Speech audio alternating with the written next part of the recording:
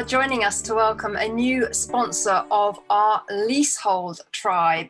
It's Bernie Wales, and Bernie, well, what Bernie doesn't know about leasehold is not worth knowing. I call him Mr. Leasehold. So welcome, Bernie. It's great to have you on board as a partner of Property Tribes. Tell us a little bit about the work that you do in the leasehold sector. Hi, well, thanks for having me. I've been in leasehold property management and property investment, etc., for 40-something years, and I manage, or have managed over the years, blocks of flats, estates of blocks of flats, and everything that goes around that, really, from the gardening, cleaning, up to the cyclical maintenance, the finance, the insurance, the legal side of life, both good and bad, creating leases, dealing with leases that are wrong, all of those sorts of stuff. I mean, I suppose it comes from the fact that I don't delegate very well. So if I instruct a solicitor or something, I don't just let them get on with it. I'm looking over their shoulder, I'm asking questions, and I want to know what they know. And I've done that for 40-something years. And so I'm a little bit GP-ish in that I know about a lot of things, but not at a brain surgeon level, if you know what I mean. So in terms of leasehold and property tribes, etc., I try to help with all of those common questions that come up that people come across when they're looking to buy a flat, or they've bought a flat and they didn't quite know what they've bought, or they've got troubles with their freeholder or their managing agent or whatever. I deal with all of those sorts of common, everyday problems that crop up with flats and posh apartments. Leasehold is quite a complex area of law. I think, Bernie, you've got a favourite saying, because the clue is in the title, leasehold. People need to understand their lease, right? They do. And I think the problem starts with estate agents. Apologies to all the estate agents out there, but they say, come and buy this flat. And people think they're buying the flat, understandably, when they're not. They're actually buying a lease, which is an agreement to rent a flat for an awfully long time, 99 years, 125 years, or whatever. And that, I think, is where the problem starts, and people don't understand the lease. Even if they read it, they don't understand it. It's written in legal gobbledygook. And the estate agents generally don't read it and don't understand it well enough. And the solicitor, well, these days, a lot of people have online conveyancers and stuff like that, and they do a very efficient, low-cost service to get the conveyancing done, but that doesn't necessarily explain what the lease means. And so people are plunged into this world that is complicated, and they just don't understand. Well, indeed, and that's where, trouble can start to occur, because the lease, one of the things that it does, it's, apart from obviously setting out the leaseholder's legal obligations, is it lets the leaseholder know the ground rent and the service charge. And this is hugely important from a property investor and landlord perspective, because obviously those can be quite significant sums, and that they can really start to bite into your cash flow as a landlord. So, I was going to repeat your phrase. I think it's read the lease. It's the one, RTBL, yes. It's vital, because it is the rule book for that particular flat and that particular block of flats. It controls what you can do, what you can't do, what the landlord must do and shouldn't do. And importantly, it controls the finances. It controls the service charges, which are the variable bit that can't be predicted. And so you've got to know what services there are, what can be included in services and what shouldn't, and extrapolate to the future as to, well, what's that going to cost me for years to come?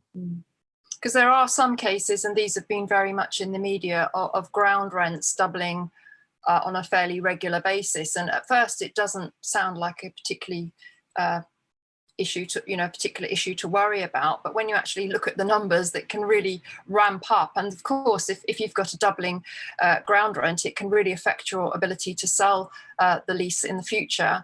And I think there's kind of been two key things going on in the media with leasehold, or in the sector, if you like. One is leasehold reform because of these expensive ground rents and service charges, and the other is also obviously the cladding crisis. So I think both of these things show people thinking of buying a flat just how important the lease is. It's not something that you can leave, to somebody else just to check if it's okay for you. You do need to understand it yourself.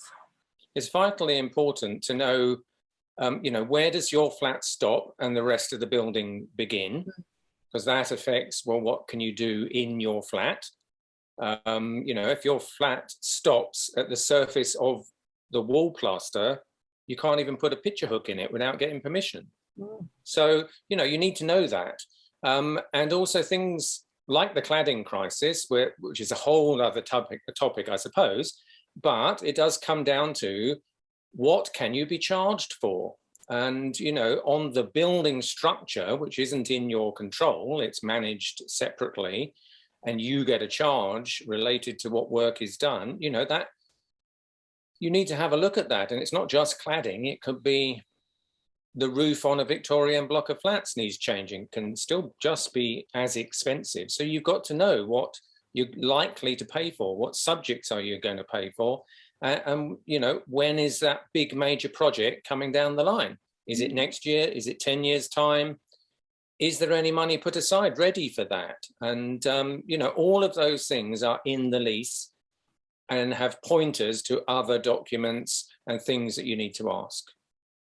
Indeed, as we've been saying, the lease also dictates what activities you can undertake in the flat, and a lot of them have clauses against subletting, short-term lets, etc. And it really does worry me when I see people, fresh off a property training course saying, I'm going to do rent-to-rent serviced accommodation in London apartments. I mean, hello, will the lease even allow that? Then you've got the 90-day rule in London as well with regards to short-term lets. And, in extreme cases, the lease can actually be forfeited. And I think that leaseholders need to understand that, don't they? They do, because you've got to read, well, what is the use permitted under the terms of the lease? And quite often it is to use that flat as a residential dwelling. It might even say as a residential dwelling for one family. And certainly there are always restrictions in respect of underletting. And that may be fine if you're going to do an assured short hold tenancy for 6 months or a year or whatever. But doing something for a weekend is a different thing. And arguably that is running a business from the flat. And 99.99% of leases say that you have to use it for residential purposes, not business uses. And yes, you might well be in a position where that lease could be forwarded. The landlord may well come and repossess the flat.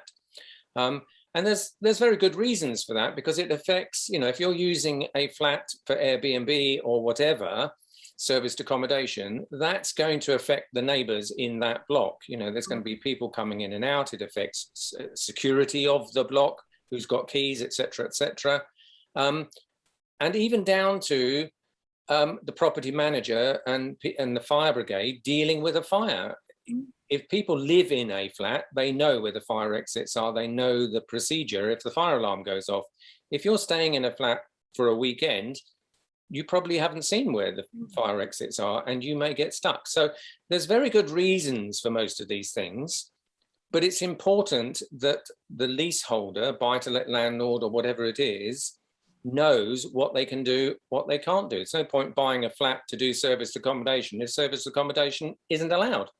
No, exactly. I have a number of flats in my portfolio and I have to pay an annual subletting charge to the freeholder, the management company, and they want to see a copy of the tenancy agreement. It's not a huge amount of money, it's just a little bit more admin, but I know that my leases allow subletting.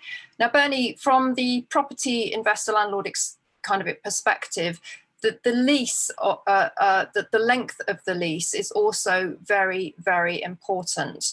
But that can be opportunity for landlords as well if they want to specialise in buying properties with short leases for cash and then extending the lease. So length of lease is absolutely vital, and probably if you're an amateur landlord just starting out, you definitely wouldn't want to buy a property with a lease of, say, less than 90 years. Could you explain why?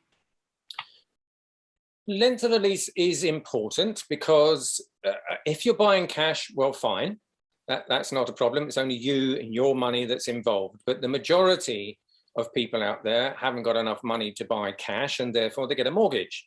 Mm-hmm. And the mortgage company look at the value of the security that you're going to provide, the lease, in terms of, well, what's the value now and how much are we lending now?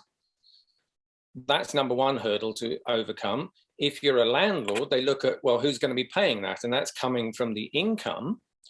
But they're also looking at, well, if we're giving this mortgage for, say, 25 years, well, what's the length of the lease in 24 years' time? And what's the value of that flat going to be then? And will we have enough security down the line? And the problem with leases is that they're an asset that depreciates, that the lease gets shorter and shorter over the years, and therefore the value gets less and less over the years. The situation gets worse the longer you leave it.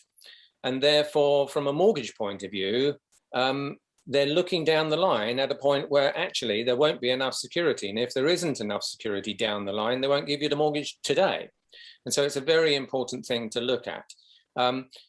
Generally, if you are in the 80 plus region, and I would say the higher 80s ideally, or anything above that, no real worries there. If you're in the low 80 years, then you've got to be conscious of the fact that the cost of getting a lease extension jumps up at 80 years exactly. Something called marriage value comes into it, which can be even more expensive than divorce. So it's nothing to do with divorce or marriage, but it is a highly costly thing for leaseholders. And of course, after that 80-year mark, it gets worse and worse. And the longer you leave it, the worse it is in terms of that cost of getting an extension. So looking at the lease, finding out what the original term was and when it started, working out how much time is left, that is vital, absolutely vital. Indeed. Well, let's just sort of talk about some more positive aspects of leasehold, particularly, as I say, from the landlord perspective, because one-bed flats and two-bed flats, very, very popular with tenants, very high demand, entry level in terms of rent. And, you know, they're worth considering if you don't have the budget to reach for a house, aren't they, Bernie? What other positive things do you think landlords should consider about leasehold? Well, leasehold does have a number of upsides, and there are flats out there that are big flats, and there are the possibilities of buying a flat with, say, a big lounge, Edwardian, Victorian perhaps, and you may be able to divide that by putting a partition down the middle into 2 rooms. And then you could swap around the lounge, etc., etc. So you could provide additional accommodation, so to speak. There are barriers to overcome on that in terms of looking at the lease and whether it says, I mean, generally they say you cannot alter the flat. You can't go knocking down walls and things like that. And quite often they say you cannot add to the flat. So if you're in a top floor flat, you can't go and build a loft extension without getting permission. But equally, where you're taking that big room and putting a stud partition down the middle, that might be considered adding. And so you've got to be very careful about literally each word in the lease and look at what you're proposing and see whether it is possible. Quite often it is possible, but equally quite often it's not. And you've got to be very careful, find out before you buy, and certainly before you go and get a hammer and nails, because it's much better to decide that you can't do it and not do it, rather than do it, and then the landlord finds out and the property manager finds out and you get solicitors' letters and the cost instantly goes up for no reward. So it's very important to look at that. And yes, there are opportunities out there, but you've got to read the rules for that particular flat. Indeed. Well, we've only literally just scratched the surface about leasehold. We've only tapped into a tiny, tiny bit of Bernie's leasehold expertise. But just as we close this out, Bernie, what sort of resources, you have a lot of free resources for landlords, don't you? Could you just tell us a little bit about how you're going to support the Property Tribes community and the kind of resources they can get from your website, and how you can help them if they need specialist advice? Two areas I would point them to. One of them is the resources section of my website, where there are free downloads and fact sheets and information about particular subjects of interest, and that's a good starting place. It may well solve your problem or answer your query. If not, then there is the shop. I hate that phrase, but anyway, there's the shop bit, which is not the free resources. It's other things that you could choose to buy, ranging from leasehold ebooks, which explain everything you could possibly know as a beginner on leasehold, through information checklists and things for when you're looking at buying a flat, short leases, videos, templates, the whole story about understanding both sides of it, your side as a leaseholder, but also the freeholder's side of it. And if you understand both sides, then you can see why people do what they do or don't do what they say they're going to do. So all of that can be found on the shopping bit of my website. And I also provide a range of types of consultation, from short, give me the question, I'll give you an answer just like this, or the longer, where you send me a whole load of exciting documents, I read through it all and come up with the answer for you and explain it over a half-hour video call like this. Or a lease reading service. If you just don't understand the lease, I have a lease reading service, so I can go through that and translate it into English for you. All of that is available on the website, so go have a look. Well, that's wonderful, Bernie. We are so thrilled at Property Tribes to have your 40+ years of leasehold domain expertise and experience supporting our community. So thank you so much for coming on board as a partner, empowering our Leasehold Tribe. And again, thank you for the input you give to the forum. You're a regular contributor, which is really how this relationship came about, to become a little bit more formal and get you on board as a sponsor. We really do value your input. And if you've got any questions for Bernie, please do drop them on the thread. And just really, Bernie, all the best, and thank you for being part of the Property Tribes community. Thank you. It's great to be here, and I hope to help people. Thanks.